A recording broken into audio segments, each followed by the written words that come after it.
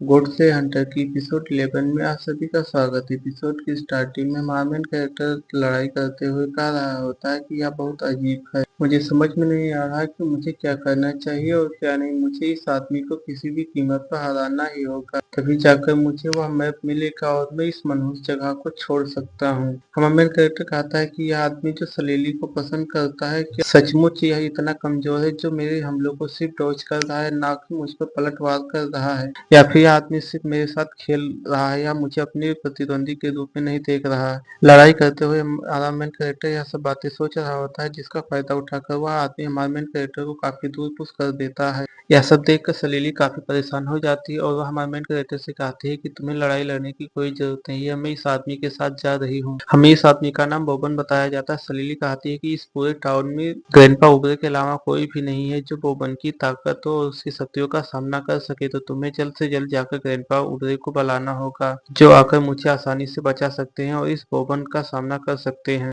चेंजलियो कहता है कि इसका कोई फायदा नहीं, मैं तुम्हें अब छोड़कर बिल्कुल भी जाने वाला नहीं हूँ। यह लड़ाई अब किसी भी कीमत पर टल नहीं सकती है। अगर मैं इस लड़ाई में इस आदमी को हरा देता हूँ तो शायद हम इस मनहूस जगह से निकल सकते हैं। हमारे मेन कैरेक्टर चेंजलियो की बातें सुनकर सलीली कहती है कि किसी को हम हराकर इस जगह से कैसे निकल सकते हैं, मुझे कुछ नहीं समझ में आ रहा। हमारा मेन कैरेक्टर अपने मन में सोचता है कि मैं जब से इस गेम में आया हूँ तब से सब कुछ उलट पुलट हो चुका है। मेरे साथ काफी अजीब अजीब सी घटनाएं घट चुकी हैं जिनका मैं बयान नहीं कर सकता हूँ। यहाँ तक कि मैं एक बार मर भी चुका हूँ और मैं न जाने कैसे चमत्कारिक रूप से दोबारा जीवित हो चुका हूँ। हमारा मेन कैरेक्टर कहता है कि मुझे माफ करना सलीली, लेकिन मैं तुम्हें यह सब नहीं समझा सकता और मैं अगर तुम्हें यह सब समझाने की होगा तो तुम मेरी बातों पर यकीन नहीं करने वाली हो। अब सिस्टम मुझसे कह रहा है कि मैं इस आदमी को हराऊं तभी मुझे इस जगह का नक्शा मिलेगा जिससे मैं यहाँ से बाहर निकल सकता हूँ। हमारा मेन कैरेक्टर यह सब सोच रहा होता है, तभी वो आदमी बोबन हमारे मेन कैरेक्टर से कहता है कि क्या हुआ, तुम्हें कहीं डर तो नहीं लग रहा है, कहीं तुम्हें अपने फैसले पर अफसोस तो नहीं है, लेकिन अब इसका कोई फायदा नहीं, तुम्हें हर हाल में मुझसे लड़ाई करनी ही होगी। हमारा मेन कैरेक्टर चिंजिलो कहता है कि मैं तो इस लड़ाई के लिए तैयार हूँ, लेकिन कहीं बाद में तुम डर कर तो पीछे नहीं हटने वाले हो। बोबन हमारे मेन कैरेक्टर से कहता है कि मैं अब तो तुम्हारे हमले को इसलिए डॉज कर रहा था क्योंकि मुझे लगा कि मुझे ऐसे व्यक्ति को अभी नहीं मारना चाहिए जिसका मुझे नाम भी नहीं पता, हुआ एकदम बिल्कुल कचड़ा की तरह होगा। मैंने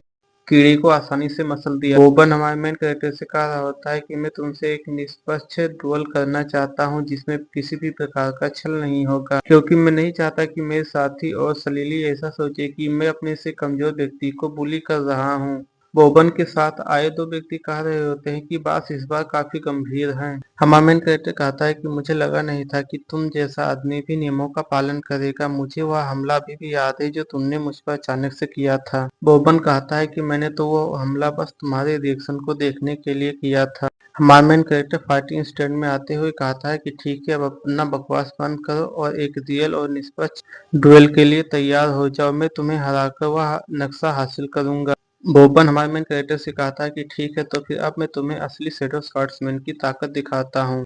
यह कहकर दोनों तेजी से एक दूसरे पर हमला करने के लिए बढ़ जाते हैं। बोबन हमारे मेन कैरेक्टर के पास आते ही खुद को शैडो में बदल लेता है और हमारे मेन कैरेक्टर पर हमला करने लगता है। हमारा मेन कैरेक्टर बोबन के हमले को रोक तो लेता है, लेकिन वह काफी परेशान होता है क्योंकि बोबन किसी भी तरह से शैडो से निकलकर हमारे मेन कैरेक्टर पर हमला कर रहा होता है। हमारे मेन कैरेक्टर को उसकी हमले को सेंस करने में काफी परेशानी हो रही होती है क्योंकि बोबन किसी भी तरह से शैडो से निकलकर हमारे मेन कैरेक्टर पर बार बार हमला कर रहा होता है। हमारा मेन कैरेक्टर उसके सभी हमलों को रोक तो रहा होता है, लेकिन तभी बोबन पीछे से हमारे मेन कैरेक्टर के कंधे को थोड़ा सा डैमेज कर देता है। सलीली वह कहती है कि तुम अपने कंधे का ध्यान रखो, लेकिन तब तक काफी देर हो चुका होता है। हमारे मेन कैरेक्टर के कंधे से काफी खून बह रहा होता है।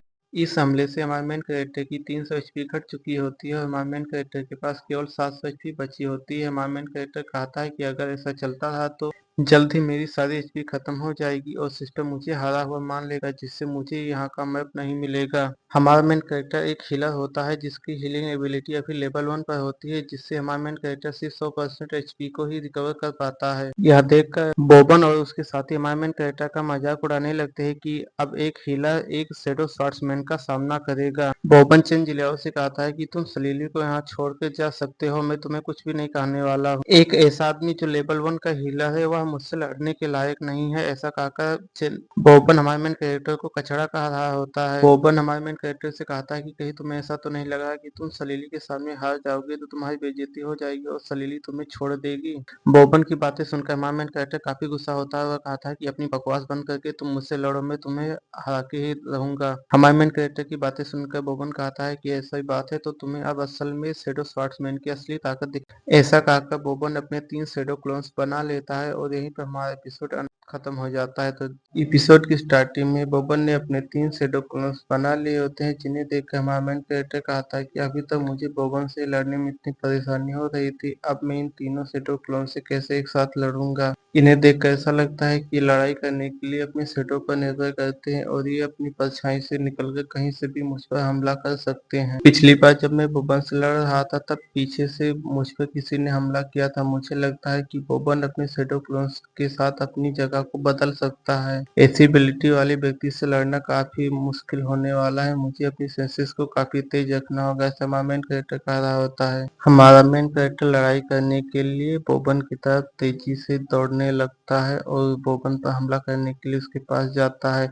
बोबन उसे देखकर काफी क्रीपी स्माइल देता है और बोबन अपने एक शैडो क्लोन का हमारे मेन कैरेक्टर पर हमला करने के लिए भेज देता है। फिर हमें उस शैडो क्लोन और हमारे मेन कैरेक्टर के बीच काफी तगड़ी लड़ाई दिखाई जाती है। शैडो क्लोन हमारे मेन कैरेक्टर पर काफी तेज स्ट्राइक करता है, लेकिन हमारा मेन कैरेक्टर किसी तरह उसकी स्ट्राइक को ब्लॉक कर लेता है। शैडो क्लोन बार बार शैडो से निकलकर हमारे मेन कैरेक्टर पर किसी भी तरफ से हमला कर रहा होता है। इतना काफी नहीं था कि तभी बोबन अपने दूसरे शैडो क्लोन को भी हमारे मेन कैरेक्टर पर हमला करने के लिए भेज देता है। हमारा मेन कैरेक्टर सोच रहा होता है कि मैं इन दोनों शैडो क्लोन से एक साथ कैसे लड़ूंगा, मुझे समझ में नहीं आ रहा अब मैं क्या करूं। हमारा मेन कैरेक्टर ऐसा सोच रहा होता है तभी हमारे मेन कैरेक्टर के पीछे से शैडो से निकलकर दूसरा क्लोन हमारे मेन कैरेक्टर पर काफी तेज से वार करता है। फिर हमें खून की छींटे दिखाई जाते हैं और एक शैडो स्वॉर्ड को नीचे गिरते हुए दिखाया जाता है। हमें लगता है कि उस शैडो क्लोन ने हमारे मेन कैरेक्टर पर हमला किया है, लेकिन हमें फिर बाद में दिखाया जाता है कि उस शैडो क्लोन ने नहीं बल्कि हमारे मेन कैरेक्टर ने उस शैडो क्लोन पर हमला किया होता है, जो बाद में वहां से डिसअपीयर होने लगता है। यह देखकर सलीली और बाकी लोग काफी हैरान होते हैं कि चेंज लियाओ ने ऐसा कैसे कर दिया। आज तक किसी ने भी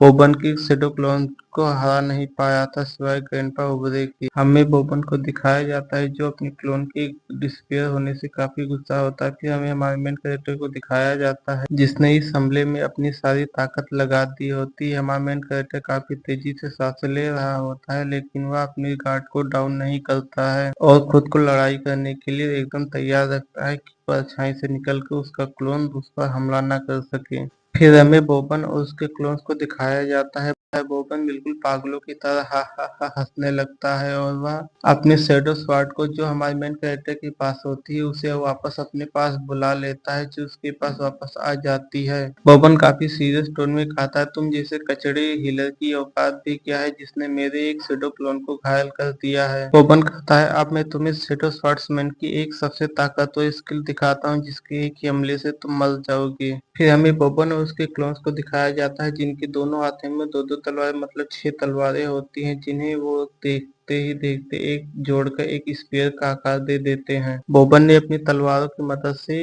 एक स्पीयर बना लिया होता है जिससे तीनों क्लोन्स के पास 3-3 स्पीयर आ जाते हैं, जिसे देखकर हमारा मेन कैरेक्टर काफी अजीब तरीके से देखता हुआ कहता है कि बोबन अब क्या करने वाला है। फिर में बोबन और उसके क्लोन को दिखाया जाता है जिन्होंने हमारे मेन कैरेक्टर की तरफ स्पीयर चार्ज कर दिया होता है, जो हमारे मेन कैरेक्टर की तरफ काफी तेजी से बढ़ने लगता है। वो स्पीयर खुद को मल्टीपल क्लोन्स में डिवाइड कर लेते हैं और हमारे मेन कैरेक्टर के पास पहुंचकर खुद को शैडो में बदलकर हमारे मेन कैरेक्टर की चारों तरफ घूमने लगते हैं। इसे देखकर हमारे मेन कैरेक्टर अपनी सेंसेस को काफी तेज कर लेता है। उन काली परछाइयों में से कई तलवार निकलकर हमारे मेन कैरेक्टर के ऊपर हमला करने लगती है। हमारा मेन कैरेक्टर बड़ी मुश्किल से उन तलवारों को डॉज कर रहा होता है, तभी हमारे मेन कैरेक्टर के सिस्टम पर एक नोटिफिकेशन आता है कि आपको आपके फुर्तीलेपन के कारण आपको एक नई स्किल प्राप्त होती है, जिसमें आप पर 2 सेकंड में होने वाले किसी भी हमले का आपके शरीर पर कोई भी प्रभाव नहीं होगा और आप पर जो हमला होगा आप उसकी ऊर्जा को अवशोषित करके 150% की दुगनी स्पीड से आप वार कर सकते हैं। स्किल का कूल डाउन टाइम 5 मिनट होगा। हमारा मेन कैरेक्टर सिस्टम ये नोटिफिकेशन पढ़ रहा होता है, तभी वो शैडो हमारे मेन कैरेक्टर को पूरी तरह से खुद में अवशोषित कर लेते हैं। तभी बॉबन उस शैडो से निकलकर हमारे मेन कैरेक्टर पर अचानक से एक स्ट्राइक करता है, जिसे हमारा मेन कैरेक्टर सेंस भी नहीं कर पाता है। बॉबन अपनी इस स्ट्राइक से काफी खुश होता है। फिर हमें दिखाया जाता है कि हमारे मेन कैरेक्टर की चारों तरफ मल्टीपल स्ट्राइक होने लगती हैं और हमारा मेन कैरेक्टर काफी तेजी से चीखने लगता है। फिर हमें दिखाया जाता है कि वह स्ट्राइक आसमान में हो रहा होता है। हमारा मेन कैरेक्टर एक छोटी सी बॉल के शेप में दिखाई देता है। बॉबन को लगता है कि इससे हमारा मेन कैरेक्टर खत्म हो चुका है, लेकिन तभी हमें एक तेज स्पीड में लाइट आती हुई दिखाई देती है, जिसे देखकर बॉबन काफी आश्चर्यचकित होता है। लेकिन तभी एक तेज धमाका होता है। धमाका हटने के बाद हमें दिखाया जाता है कि चेन जिलियाओ के इस वार को ग्रैंडपा उग्रे ने रोक लिया था और वहां से काफी लाइटनिंग निकल रही होती है। अगर ग्रैंडपा उग्रे ने इस वार को नहीं रोका होता तो बॉबन का गेम ओवर हो चुका होता है और यहीं पर हमारा एपिसोड एंड हो जाता है।